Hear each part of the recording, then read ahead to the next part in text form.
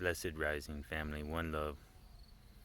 Jesse Tree here, giving thanks for another day.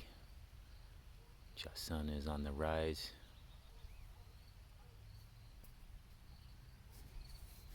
Gratitude for life. And I just wanted to jump on here today and talk a little bit about the pranic path and pranic practice for mental health. Often talking about physical health, and that's the thing about the pranic lifestyle, is it is holistic, as mind and body are one. And most people don't realize your subconscious mind is everything below the neck.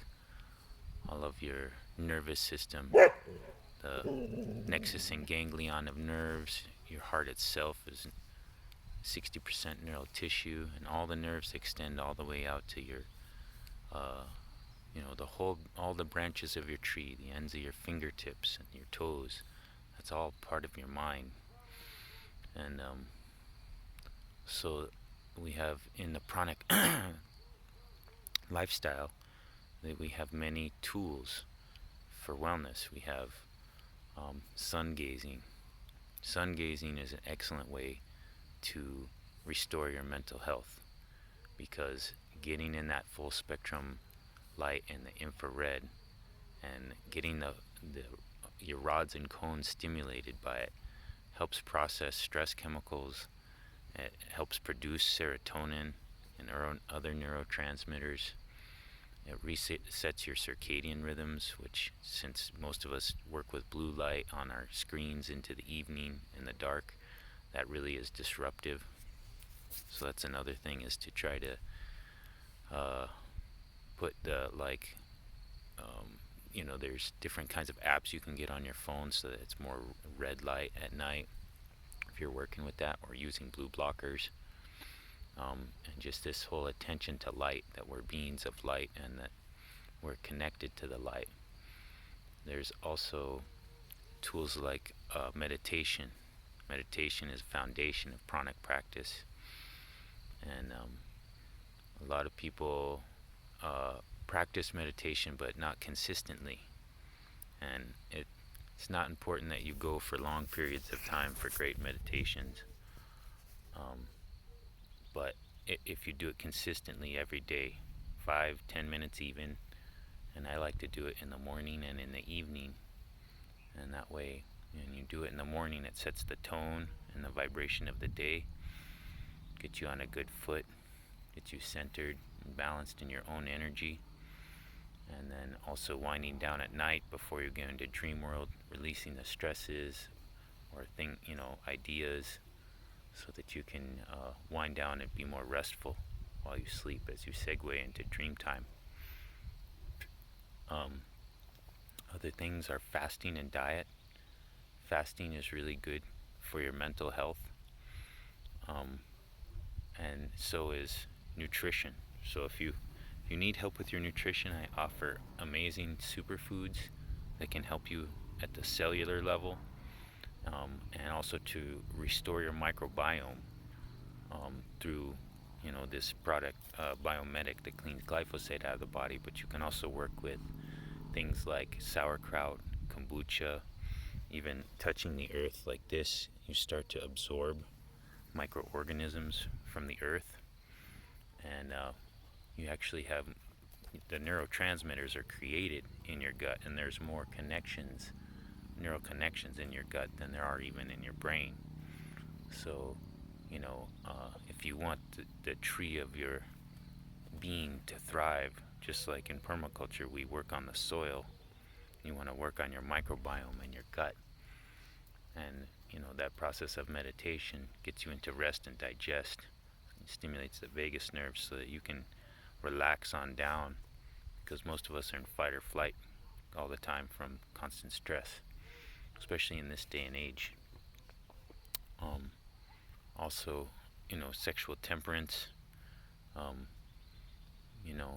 When you release your sexual fluid, it actually is taking away from your own vitality, because that's meant to create another being, similarly to think of like a praying mantis. the male will inseminate the female and then she eats him for energy, or even, you know, uh, like when I'll plant tomato plants, or fruit trees in their first year or new coming. You want to take the early blossoms so that they'll root in more instead of going into that fruition uh, of creating seeds and progeny for the next season. So save your seed for creating progeny. Other things are grounding, barefoot on the earth, absorbing negative ions, because we're energetic beings. When we make our cells vital, when we get in front of the sun, when we absorb the ions from the earth, and when we're in balance in our heart center, then all this is just a natural flow. One of Drunvalo Melchizedek says we got to get out of our heads and into our hearts, because the head is like should I, shouldn't I, judgments, good, bad, where in your heart and it's a place of balance of this whole toroidal electromagnetic field that is your consciousness.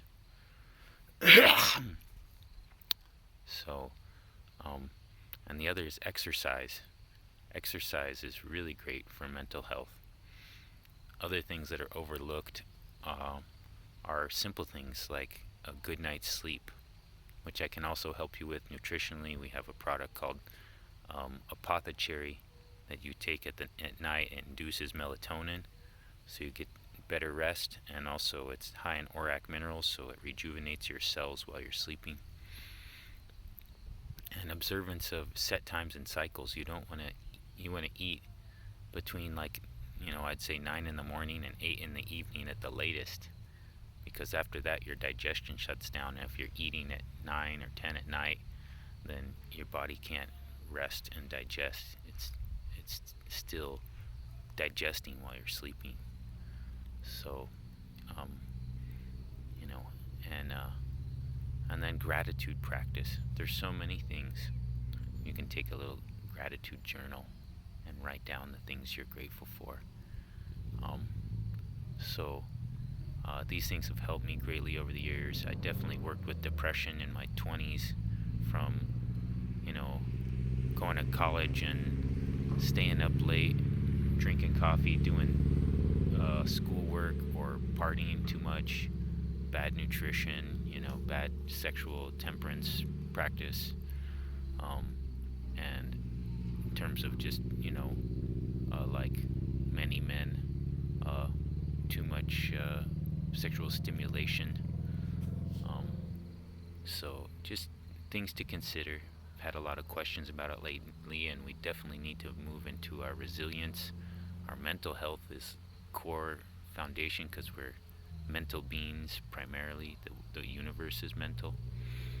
And so if you can cultivate these practices consistently, any one of them or all of them, you're bound to thrive. So I hope you got something from this, family. I'm going to finish my practice of sun gazing now, and I hope you have a beautiful, beautiful day. One love.